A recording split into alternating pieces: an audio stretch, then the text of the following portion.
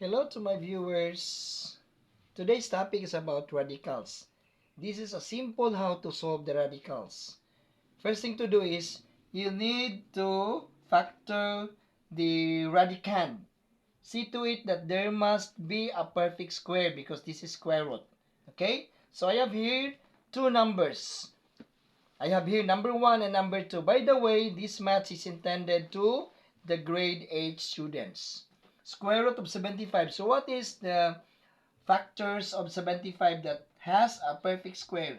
So this will be square root of 25 times 3. Okay, then plus, copy the square root of 3. And we know that square root of 25 is 5. And then square root of 3. Then, just copy square root of 3. Take note, there is an invisible one in here. So, add this one. So, this will be 6 square root of 3. That is the answer for number 1. Now, let's proceed to number 2. So, number 2 is 44. Square root of 44 plus 2 square root of 11.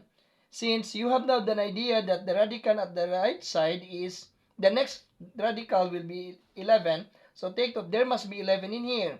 So 44 divided by 11. So this will be, factors will be 4 times 11.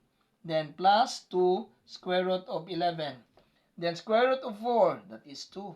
Square root of 11 plus 2 square root of 11. So add this one. This will be 4 square root of 11. So that's all for number 2. Then I will give you the number 3 and then this will be your task. Your answer must be present in the comment. Number 3, this is your task. Square root of 13. Then plus square root of 52. Okay, that's all.